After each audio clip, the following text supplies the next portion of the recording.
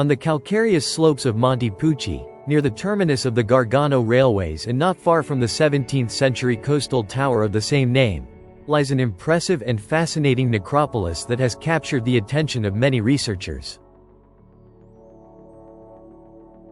This archaeological site is home to more than 800 tombs, distributed around some 30 hypogea that are articulated in a series of intricate tunnels, leading to large spaces used for the worship of the dead.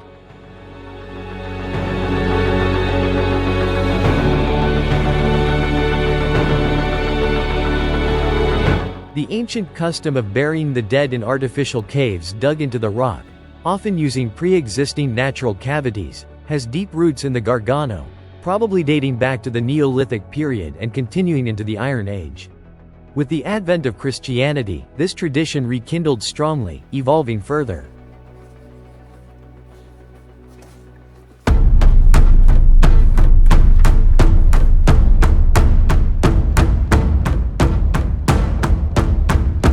Walking among these hypogea, one almost seems to hear a distant echo of voices and whispers from the past.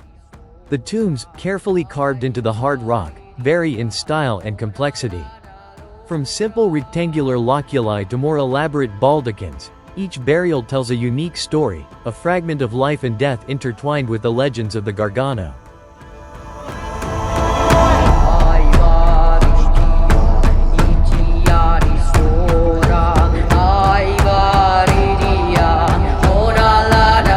A notable example is Hypogeum number 24, access to which is preceded by a long corridor known as a dromos, carved into the rock, on either side of which are two large symmetrical loculi.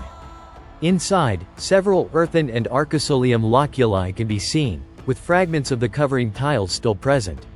A keen eye will not miss the three small parietal loculi on the left side of the entrance, probably intended for infants.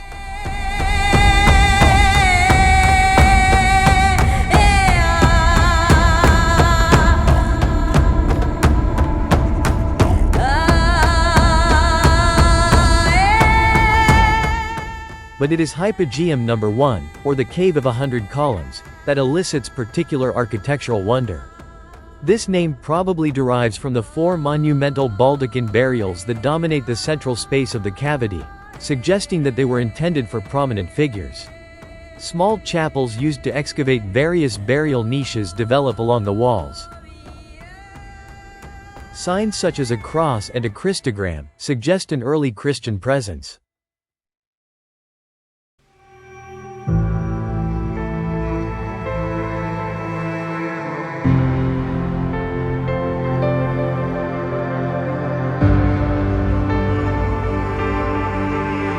The reconstruction of the history of these environments was made possible by several excavation campaigns, complicated by previous tampering. Fortunately, the discovery of intact tomb complexes has yielded valuable information. The objects found allowed the hypogea to be dated to the early Christian period with some accuracy, between the mid-4th century and the early 7th century AD.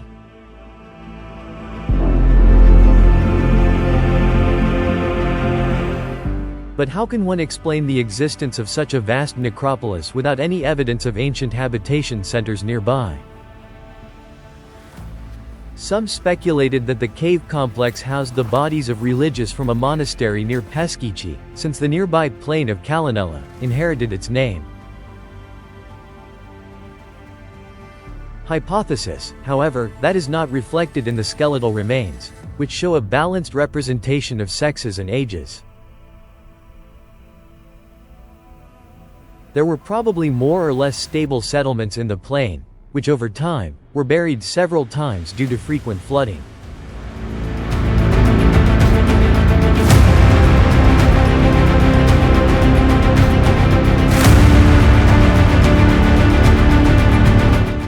As in all intriguing stories, that of the Monte Pucci Necropolis unveiled an incredible twist. Among the most extraordinary artifacts discovered during the most recent archaeological excavations is a gold ring with a blue agate bezel, depicting Diomedes with the Palladium of Athena, datable to the 1st century AD. This precious artifact is the first iconographic evidence of Diomedes discovered on the Gargano promontory.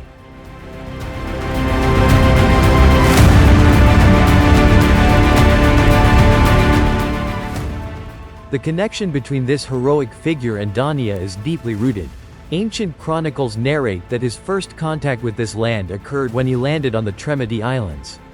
Years later, he found his final resting place here, guarded by his companions transformed into majestic seabirds by the goddess Aphrodite, who continued to watch over him.